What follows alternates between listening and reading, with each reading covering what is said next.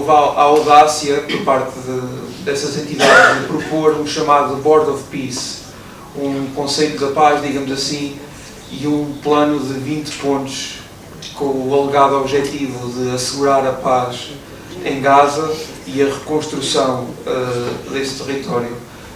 Gostaria de perguntar se a senhora Embaixadora poderia falar um bocadinho sobre essas ambições políticas e ideológicas e como esse plano passa completamente à margem do direito do povo palestiniano à autodeterminação.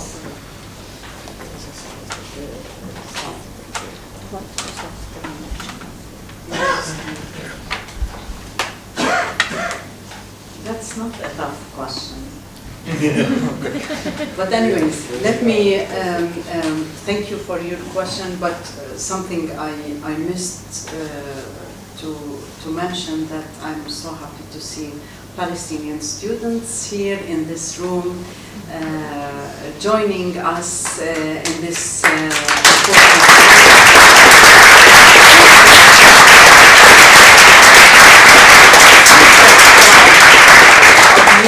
and of your generation, that is the real hope of the Palestinian people. Thank you for being here. What was your question? Of course, listen, Gaza has been under unprecedented genocide. I think it's not accepted for anybody to call it a war, because it's not a war. It's a genocide. That's what the ICJ also advisory opinion said. So the situation was so grave that nobody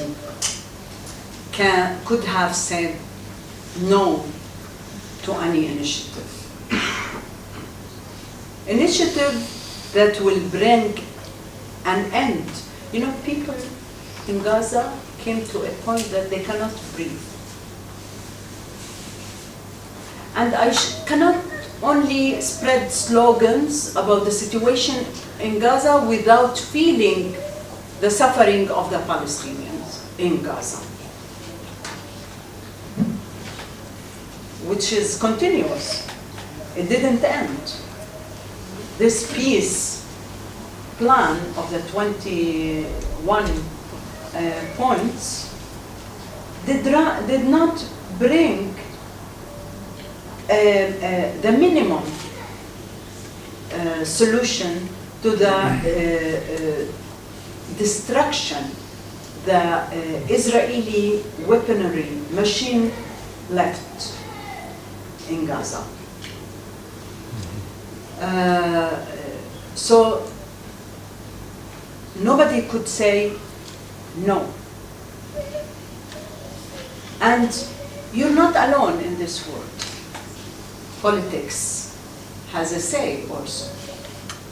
So you need to be engaged, because your first priority was and still to stop this aggression on the Palestinian people, to enable humanitarian trucks to enter Gaza, because we have seen also from solidarity movements and from governments, trucks were sent to Gaza but stuck at the Egyptian crossing points because Israel did not allow.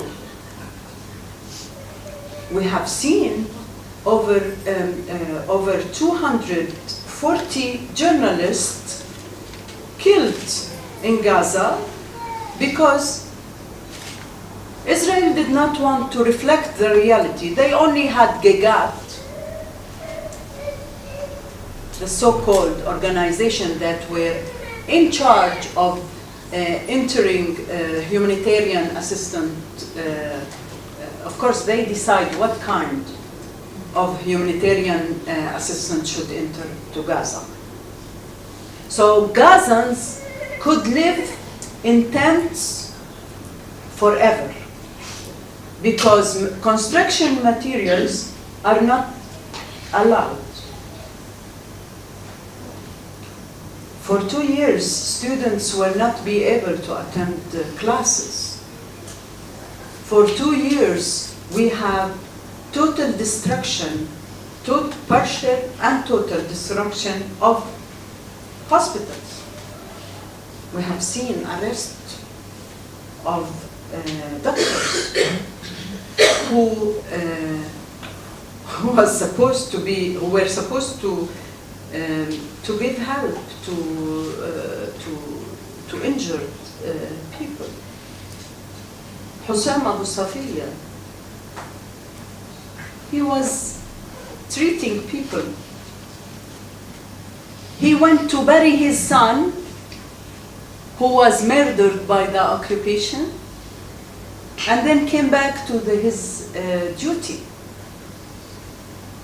He was not allowed to continue, because even this, they did not want any kind of help. Ghassan Abu Sitte, also a doctor who was in Gaza at the beginning of the war, and a witness in the ICC, told the reality, spoke about the reality of the situation about the hospitals in Gaza, and many others, journalists. So this situation had to come to an end. Of course, this is a fragile, but at least give some slight, not to the minimum requirement needed to fix what was damaged by the weaponry machine of Israel and its allies. It's not a secret that including European weapons were used in Gaza. What made some countries step back a little bit is international law. That's why we have to come and to realize and to recognize the power of international law. So this had to end. That's why there was some engagement, as some sort of engagement, including preparing a comprehensive plan to rebuild. I don't know if it's rebuild is the right word, or to turn Gaza into a riviera. Well, Gaza is a riviera. Despite this ugly situation, devastation, it's still a beautiful area. What makes it beautiful? Its people. What makes it strong? Its people. Nobody else. What was that?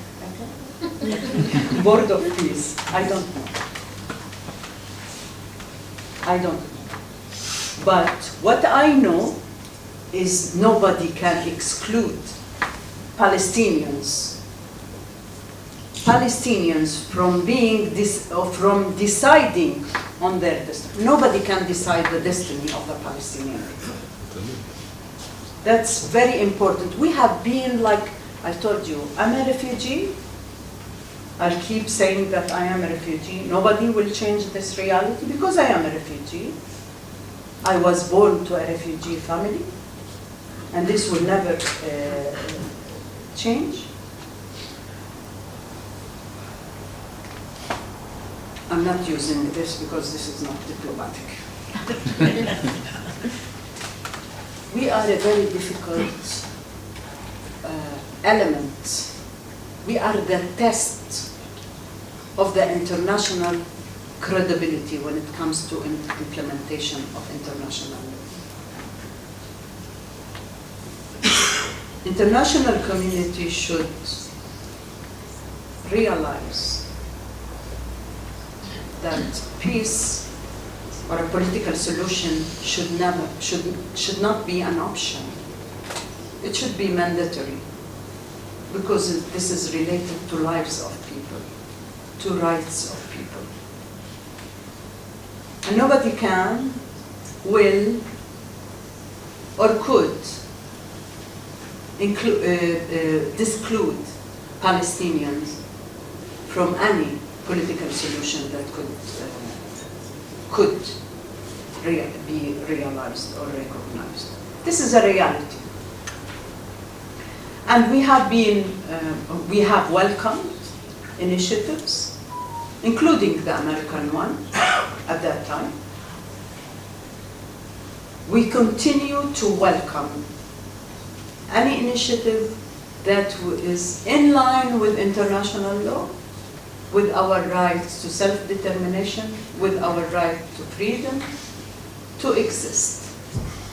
This is a reality. Anybody who can disregard this reality will not be a success.